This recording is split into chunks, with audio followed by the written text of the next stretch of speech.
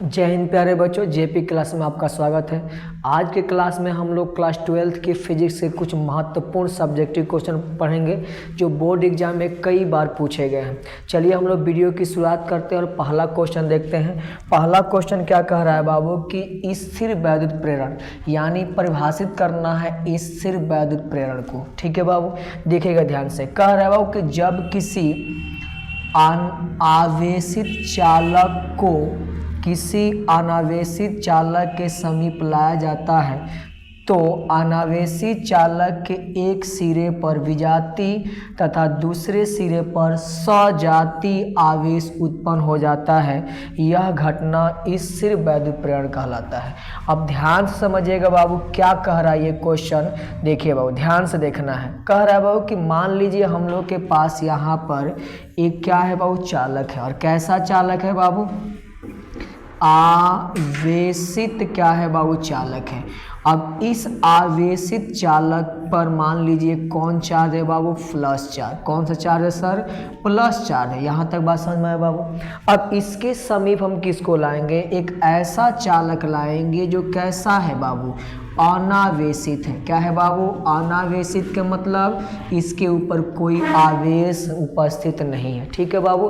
अब इस plus charge के कारण इस अनावेशित चालक के एक सिरे पर कैसा आवेश उत्पन्न होगा? वी जाति। वी जाति के मतलब है बाबू कि अगर प्लस है तो प्लस का वी जाति क्या हो जाएगा? माइनस। तो एक सिरा पे कौन चार्ज आएगा? Minus charge. समझ में आया बाबू। और दूसरा सिरा पर इसका सजाती। सजाती मतलब जिस प्लस है तो प्लस, माइनस है तो माइनस। तो प्लस है तो यहाँ पे क्या उत्पन्न हो जाएगा?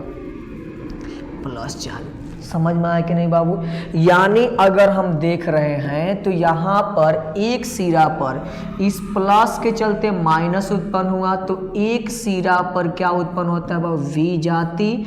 और दूसरा सिरा पर देख रहे हैं तो बाबू सजाती आवेश क्या हो रहा है? उत्पन्न हो रहा है। यानी सजाती आवेश उत्पन्न हो रहे हैं। यह घटना क्या कहलाती है? स्थिर वैद्युत प्रेरण। कंसेप्ट समझ में है बाबू। यानी जब किसी भी आवेशित चालक के समीप किसको लाएंगे? अनावेशित चालक को। या अनावेशित चालक के समीप किसको लेकर जाएंगे? आवेशित चालक को।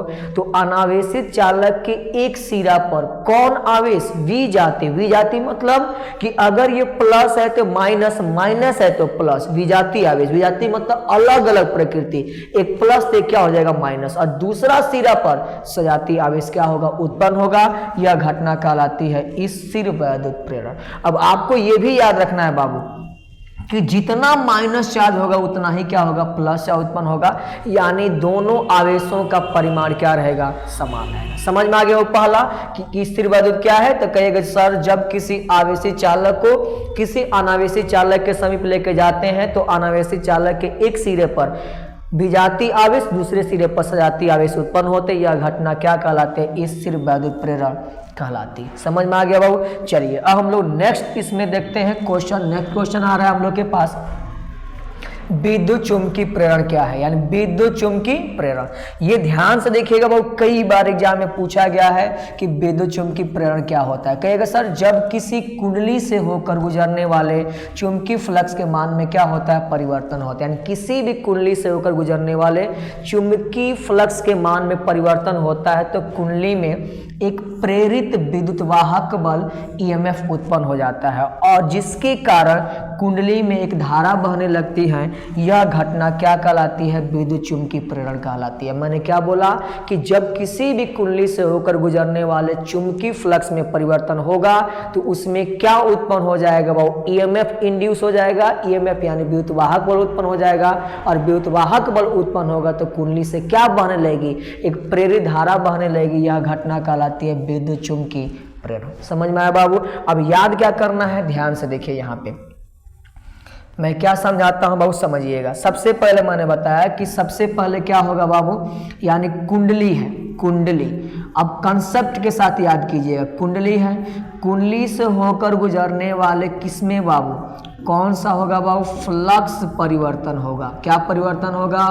फ्लक्स में परिवर्तन होगा। फ्लक्स में परिवर्तन होगा तो क्या उत्पन्न होगा? यानी प्रेरित क्या उत्पन्न होगा बाबू, विद्युत वाहक बल, प्रेरित विद्युत वाहक बल, यानी क्या उत्पन्न हो जाएगा बाबू, ईएमएफ उत्पन्न हो जाएगा। और जब ईएमएफ उत्पन्न होगा वोल्टेज, तो क्या बहने लगेगी, एक प्रेरित धारा बहने लगेगी। यह घटना कहलाती है विद्युत चुंबकीय प्रेरण। समझ में आया कि नहीं बाबू, क्या बोला हमने, जब किसी कुंडली से होकर गुजरने वाले कौन से फ्लक्स बाबू, चुंबकीय फ्लक्स में परिवर्तन होता है, तो उसमें क्या उत्पन्न हो जाती है, एक विद्युत वाहक बल ईएमएफ उत्पन्न हो जाता है और उससे क्या बहने लगती है, एक प्रेरित धारा बहने लगती है। यह घटना विद्युत चुंबकीय प्रेरण कहलाता है। समझ में आया कि नहीं बाबू।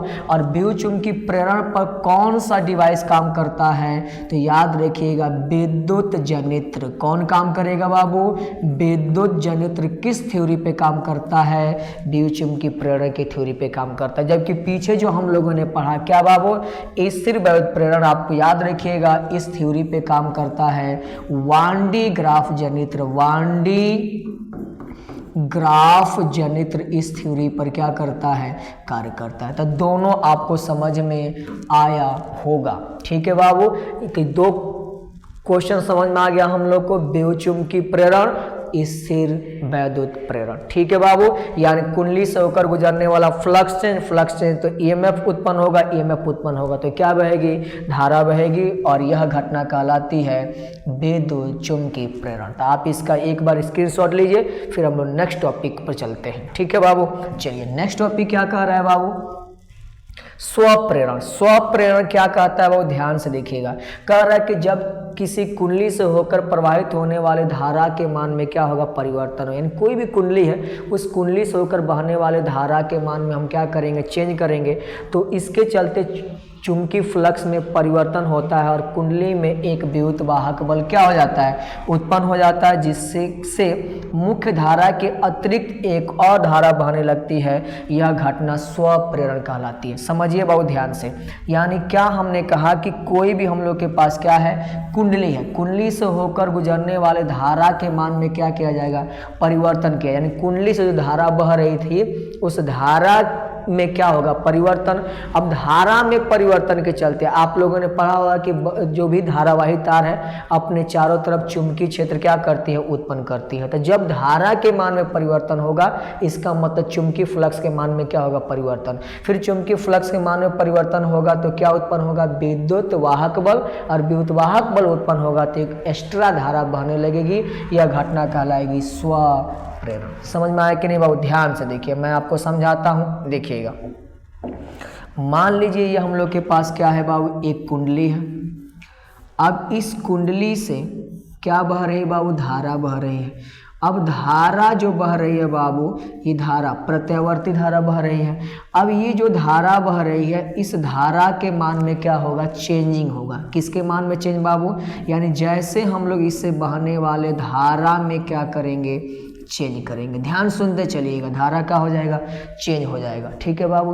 अब धारा चेंज होगा तो धारा चेंज होने के चलते इस कुंडली से होकर गुजरने वाले किस फ्लक्स में, चुंबकीय फ्लक्स में, क्योंकि प्रत्यावर्ती धारा या कोई भी धारा बह रही है अपने चारों तरफ चुंबकीय क्षेत्र उत्पन्न करेगा, और इसके चलते चुंबकीय फ्लक्स में क्या आ जाएगा, परिवर्तन। यानी चुंबकीय फ्लक्स क्या हो जाएगा बाबू, परिवर्तन हो जाएगा।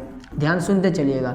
जैसे चुंबकीय फ्लक्स परिवर्तन होगा तो क्या उत्पन्न होगा, प्रेरित कौन बल बाबू, विद्युत वाहक बल।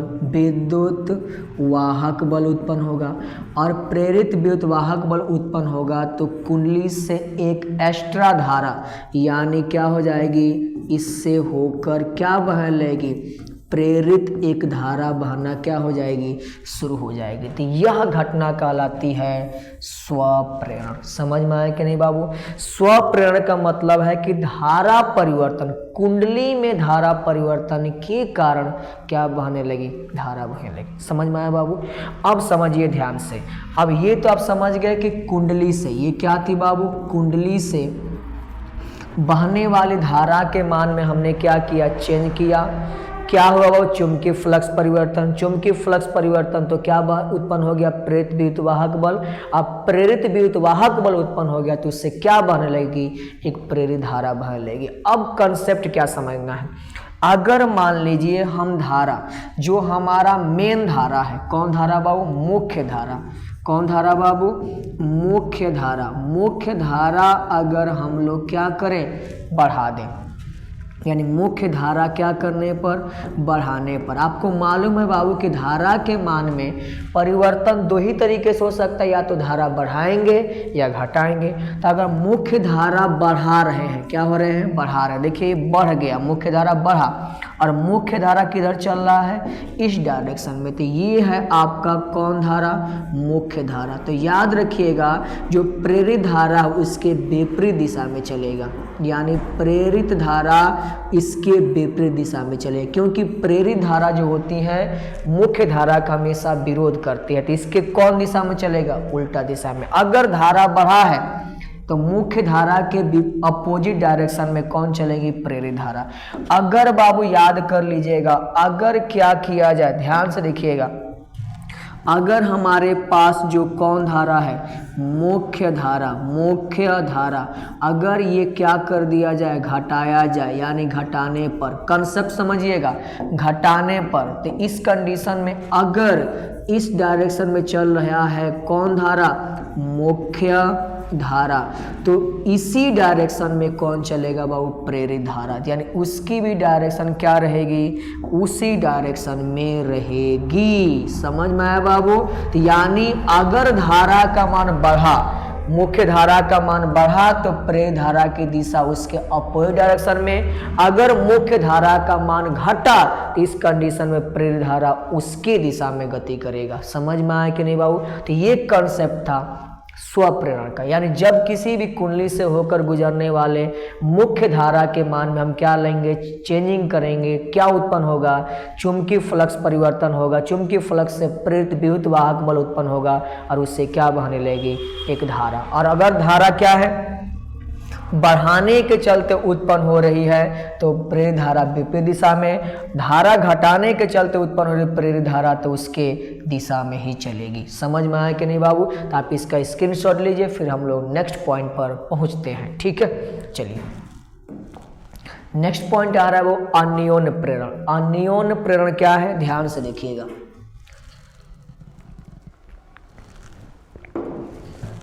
देखिए वो कह रहा है कि जब दो कुंडली को एक दूसरे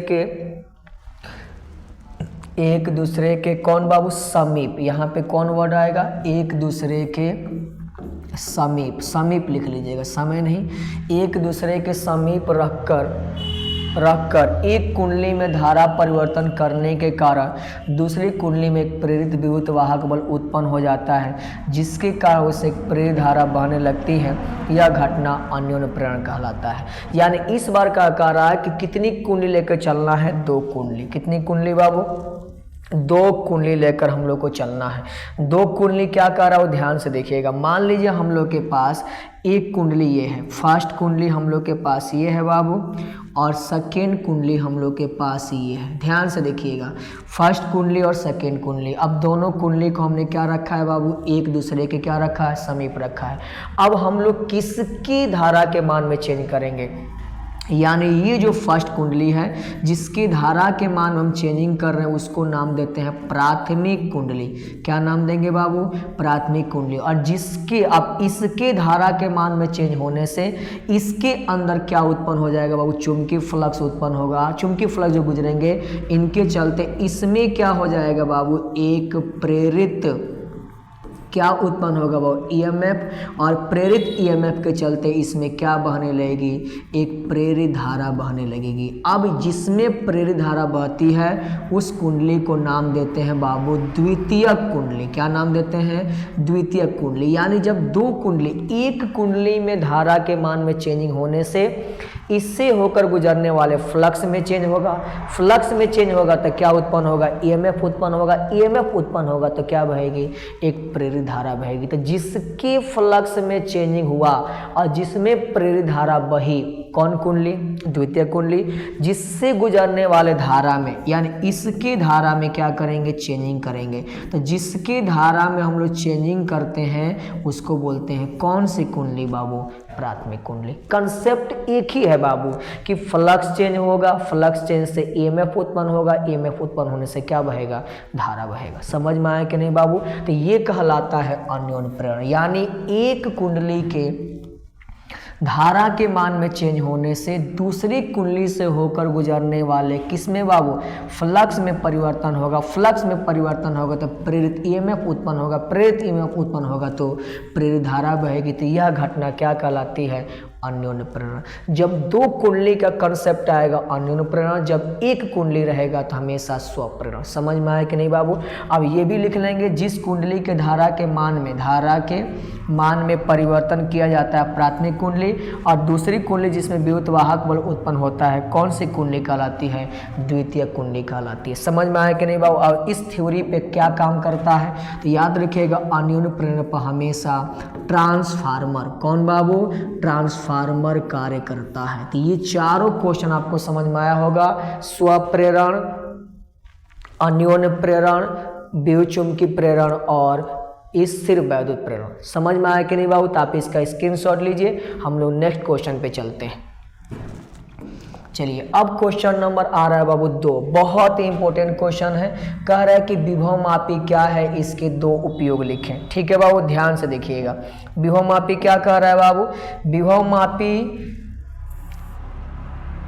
एक विशेष प्रकार का उपकरण है जिसका उपयोग सेल का विद्युत वाहक बल मापने या किसी विद्युत परिपथ में किन्हीं दो बिंदुओं के बीच विभवांतर मापने में किया जाता है। अब याद रखिएगा बाबू, जब भी आपसे पूछेगा विभव मापी क्या है तो कहेगा विभव मापी जो होता है सेल का क्या मापता है? ईएमएफ। अभी हम लोगों ने पढ़ा पीछे ईएमएफ यानी विद्युत वाहक बल मापने का कार्य करता है, साथ साथ किसी परिपथ के दो बिंदुओं के बीच विभवांतर को क्या करता है? मापता है। तो यह डिवाइस कहलाता है पोटेंशियोमीटर यानी विभव मापी। समझ में आया बाबू? तो विभव मापी एक ऐसा उपकरण है जो सेल के विद्युत वाहक बल को मापता है और साथ साथ किन्हीं दो बिंदुओं के बीच के विभवांतर को क्या करता है? मापता है। समझ में आया बाबू?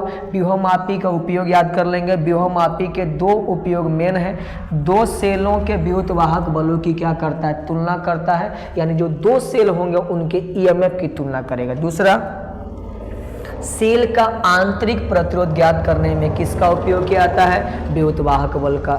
सेल का आंतरिक प्रतिरोध ज्ञात करने के लिए विभव मापी का उपयोग किया जाता है। समझ में आया कि नहीं बाबू? तो ये था हम लोग के पास क्वेश्चन नंबर 2 कि विभव मापी क्या है, इनके 2 उपयोग लिखे।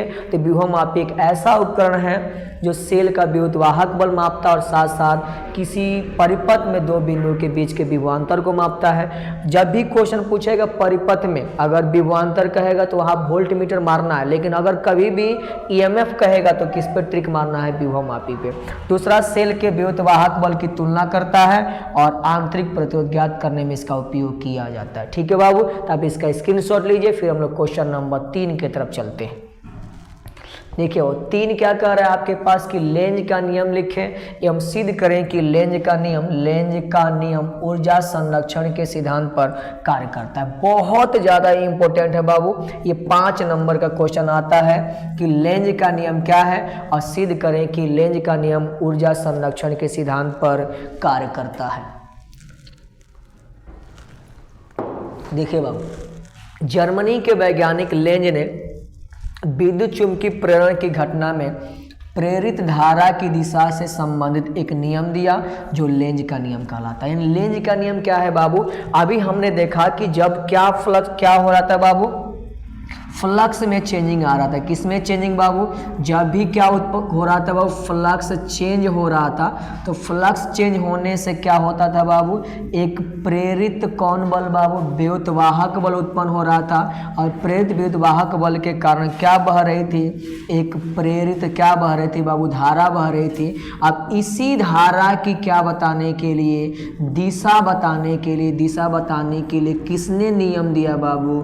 लेंज ने क्या दिया? दिया, नियम दिया जिसको हम लोग किसका नियम के नाम से जानते हैं, लेंज के नियम से जानते हैं। समझ में आ रहा है बाबू, यानी फ्लक्स चेंज होने से ईएमएफ उत्पन्न हुआ था और ईएमएफ के चलते क्या बही थी, धारा बही थी। उस धारा की दिशा को बताने के लिए लेंज ने नियम दिया जो लेंज का नियम कहलाता है। अब लेंज के नियम के अनुसार सबसे मेन पॉइंट यही याद रखना है, लेंज के नियम के अनुसार विद्युत चुंबकीय प्रेरण की घटना में जो उत्पन्न प्रेरित धारा की दिशा होती है, जो धारा की दिशा होती है वह इस प्रकार होती है कि वह उसी कारण का विरोध करती है जिसके कारण स्वयं उत्पन्न होती है। यानी जिस कारण से धारा क्या हुई, उत्पन्न हुई, वह उसी कारण का क्या करती है, विरोध करती है। ये लेंज का नियम आपको याद रखना, ठीक है बाबू। तो लेंज का नियम के अनुसार पूछेगा क्या होता है, तो कहेगा विद्युत चुंबकीय प्रेरण की घटना में उत्पन्न प्रेरित धारा की दिशा इस प्रकार होती है कि वह उसी कारण का विरोध करती है जिसके कारण स्वयं उत्पन्न होती है। समझ में आया बाबू। चलिए नेक्स्ट पॉइंट क्या याद रखना है लेंज के नियम में, तो पहले आप इसका स्क्रीनशॉट लीजिए फिर मैं आगे बताता हूं,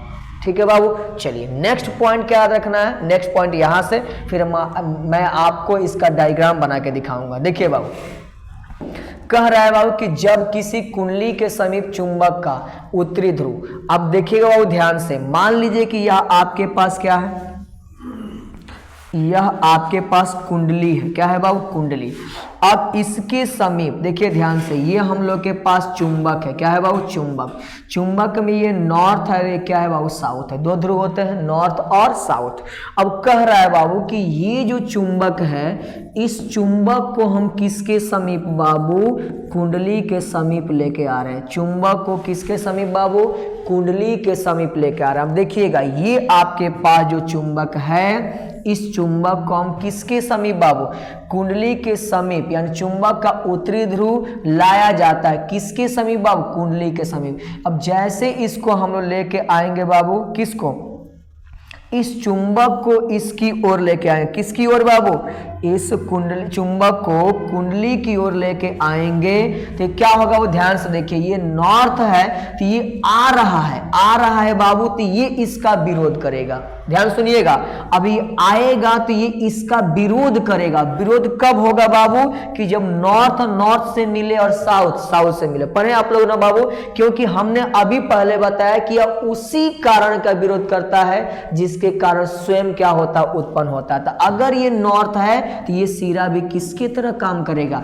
नॉर्थ के समान कार्य करेगा। याद रखिए, जब किसी कुंडली के समीप चुंबक का उत्तरी ध्रुव लाया जाता है तो कुंडली का कौन बाबू, सामने वाला सिरा उत्तरी ध्रुव के समान कार्य करता है। और इस स्थिति में कुंडली में कैसी धारा बहती है बाबू, एंटी क्लॉकवाइज, यानी इस डायरेक्शन में एंटी क्लॉकवाइज, घड़ी के विपरीत दिशा में बहना क्या हो जाएंगे, शुरू हो जाएंगे। समझ में आया बाबू। तो मैंने क्या बताया कि जब किसी कुंडली के समीप चुंबक के उत्तरी ध्रुव को लाया जाता है तो इस स्थिति में कुंडली का सामने वाला सिरा किसकी तरह काम करेगा, नॉर्थ के समान कार्य करेगा। और इस कंडीशन में एंटी क्लॉक, देखिए बाबू ये धारा एंटी क्लॉक, यानी ऐसी धारा बहेगी, एंटी क्लॉकवाइज दिशा में धारा बहना क्या हो जाएंगी, शुरू हो जाएंगे। और ये जो है बाबू देखिए ध्यान से, अगर ये आने के चलते इसमें धारा बहा, अब इसी आने का ये विरोध कर रहा है। कैसे विरोध कर रहा है बाबू, इस चुंबक को जब हम कुंडली के समीप लेके आएंगे तो इसके फ्लक्स में क्या आएगा, चेंजिंग आएगा। तो आने के चलते धारा उत्पन्न हुआ, लेकिन यह उसी का विरोध किया। कैसे विरोध किया बाबू, नॉर्थ है तो ये भी किसके तरह काम कर रहा है, नॉर्थ की तरह। आपको मालूम है ना बाबू कि चुंबक लाए तभी तो इसके फ्लक्स में चेंज हुआ, फ्लक्स में चेंज हुआ तो ईएमएफ चेंज होगा, ईएमएफ चेंज होगा तो इससे ईएमएफ उत्पन्न होगा, और ईएमएफ उत्पन्न होगा तो इससे क्या बहेगी, धारा बहेगी। तो इसी का विरोध किया है, नॉर्थ है तो ये भी क्या होगा, नॉर्थ होगा। समझ में आ बाबू। तो आप इसका स्क्रीनशॉट लीजिए, फिर हम लोग अब देखेंगे कि अगर हम चुंबक को दूर लेके जाएंगे तो क्या होगा। चलिए देखिए ध्यान से, दूसरा कह रहा है बाबू कि जब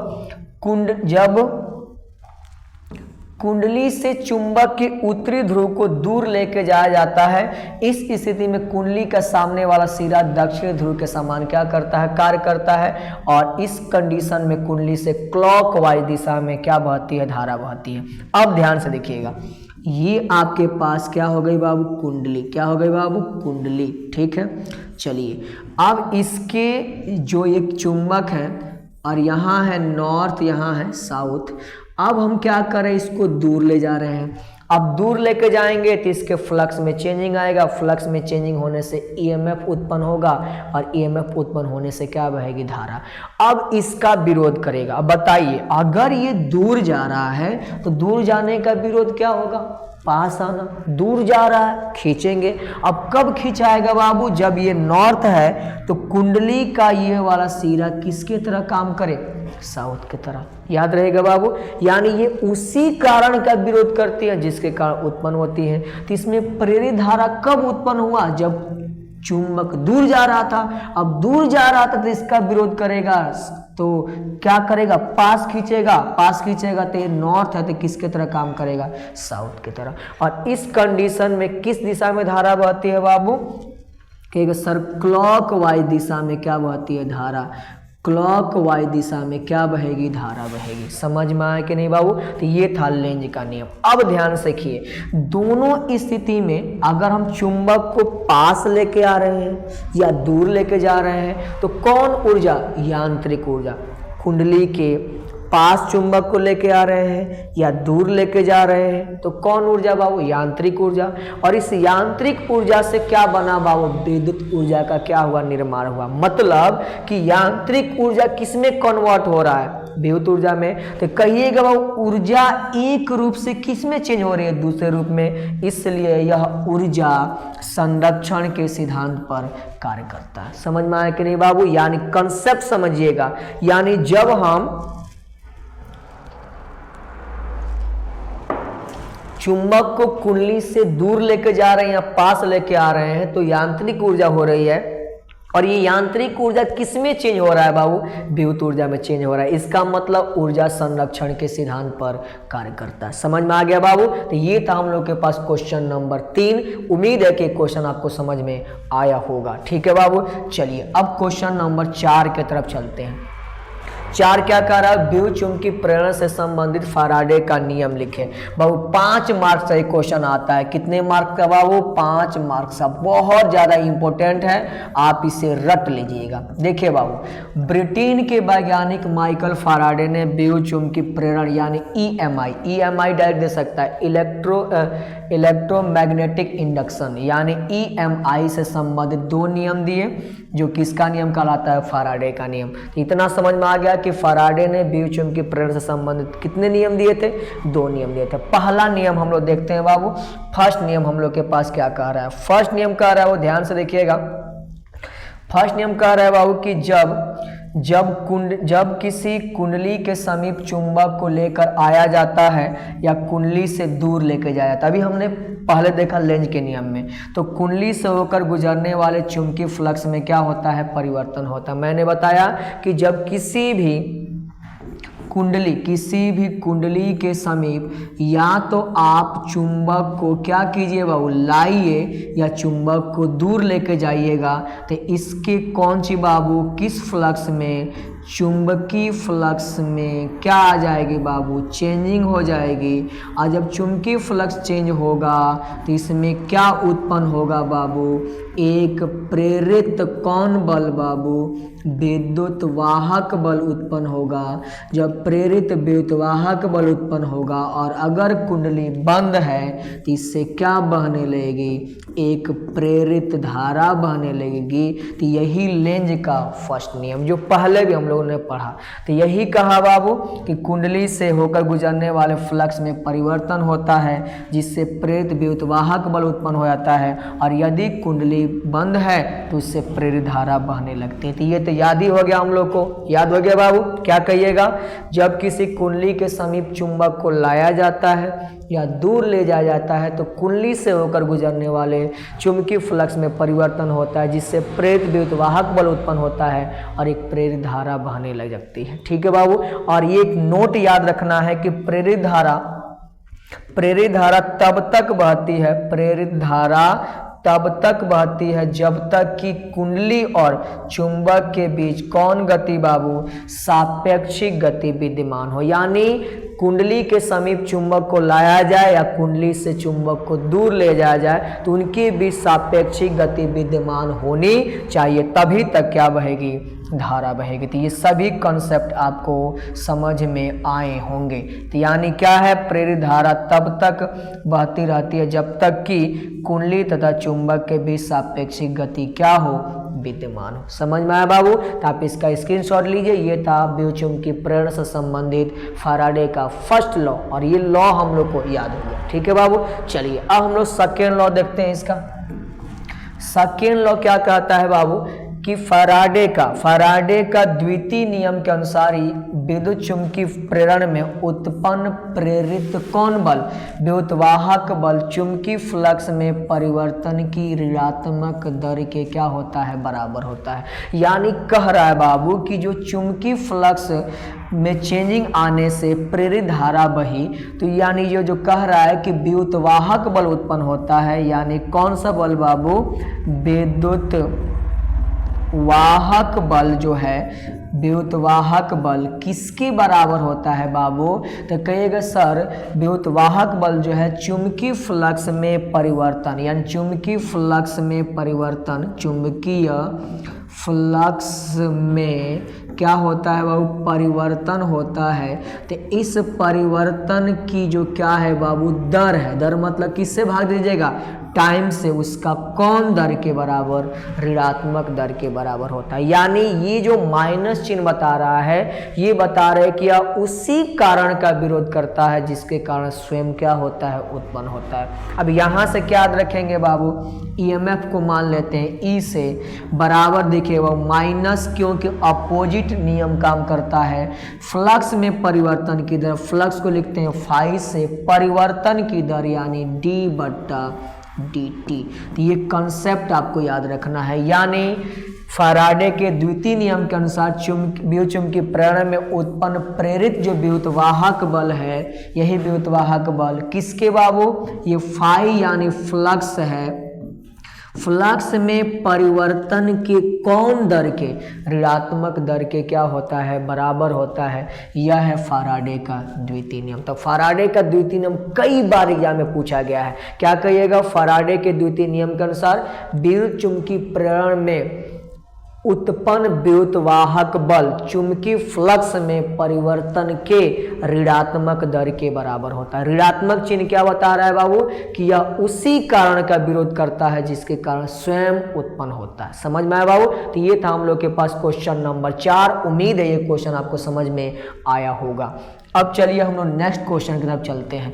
नेक्स्ट क्वेश्चन क्या कह रहा है बाबू, जो आज का लास्ट क्वेश्चन है, प्राथमिक इंधनुष और द्वितीयक इंधनुष में अंतर लिखे। बहुत ज्यादा इंपॉर्टेंट है बाबू, ये 2 मार्क्स का क्वेश्चन पूछा जाता है और मुझे उम्मीद है कि आप इसे याद कर लीजिएगा। ये क्वेश्चन बाबू कई बार बोर्ड एग्जाम में पूछेगा। जितने भी क्वेश्चन है बाबू, सभी क्वेश्चन को रट लेना है। देखिए सबसे पहला क्या देखना है कि प्राथमिक इंधनुष में बैगनी रंग नीचे और लाल रंग क्या होता है, ऊपर होता है। आपको याद रखना है कि प्राथमिक इंधनुष में बैगनी रंग क्या होता है, नीचे होता है, लाल रंग ऊपर होता है। जबकि द्वितीयक इंधनुष में लाल रंग ऊपर और बैगनी रंग, लाल रंग नीचे और बैगनी रंग क्या होता है, ऊपर होता है।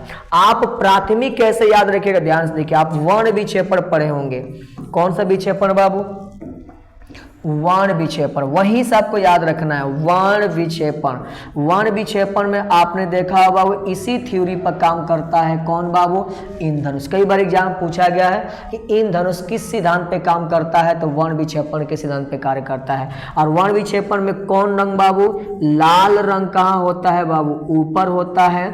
और याद रखिएगा बैगनी रंग कहाँ होता है, नीचे होता है। बैगनी रंग कहाँ होता है बाबू, नीचे होता है। अब इसी कॉन्सेप्ट से याद रखिएगा कि उसी तरीके से काम करेगा प्राथमिक इंधनुष। इसमें भी लाल रंग कहाँ है, ऊपर है, और बैगनी रंग कहाँ है, नीचे है। अब इसका उल्टा हो जाएगा द्वितीयक, याद रहेगा। दूसरा याद रखना है कि प्राथमिक इंधनुष में एक बार पूर्ण आंतरिक परावर्तन होता है। टोटल इंटरनल रिफ्लेक्शन कितनी बार होता है, एक बार होता है। जबकि द्वितीयक इंधनुष में टोटल इंटरनल रिफ्लेक्शन कितनी बार होता है, 2 बार होता है। क्या क्या याद किया हमने, प्राथमिक इंधनुष में बैगनी रंग नीचे, लाल रंग ऊपर, द्वितीयक इंद्रधनुष में लाल रंग नीचे, बैंगनी रंग ऊपर। दूसरा, प्राथमिक इंद्रधनुष में कितनी बार टोटल इंटरनल रिफ्लेक्शन होता है? एक बार, जबकि द्वितीयक इंद्रधनुष में कितनी बार होता है? 2 बार। अब याद क्या करना, प्राथमिक इंद्रधनुष की चमक क्या होगी? अधिक। क्यों अधिक होगी बाबू?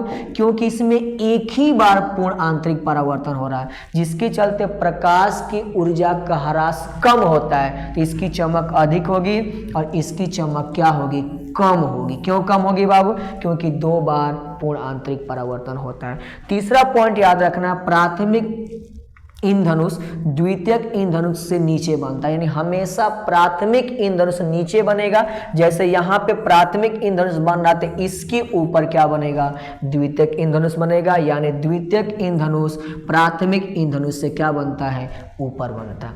समझ में आ गया बाबू? तो ये चारों आपको क्वेश्चन, चारों मतलब इसमें से अंतर समझ में आया होगा कि प्राथमिक इंद्रधनुष में बैंगनी रंग ऊपर, बैंगनी रंग नीचे, लाल रंग ऊपर, इसमें लाल रंग नीचे, बैंगनी रंग ऊपर। प्राथमिक इंद्रधनुष में एक बार क्या होती है? पूर्ण आंतरिक परावर्तन, इसमें 2 बार। 2 बार पूर्ण आंतरिक परावर्तन होने के कारण इसकी चमक कम होती है, प्राथमिक इंद्रधनुष की ज्यादा होती है। प्राथमिक इंद्रधनुष हमेशा नीचे बनता है, द्वितीयक इंद्रधनुष हमेशा ऊपर बनता है। ये था हम लोग का आज का महत्वपूर्ण 5 क्वेश्चन जो बोर्ड एग्जाम में कई बार पूछे गए हैं। उम्मीद है कि वीडियो आपको समझ में आया होगा। मिलते हैं अगले वीडियो में। जय हिंद।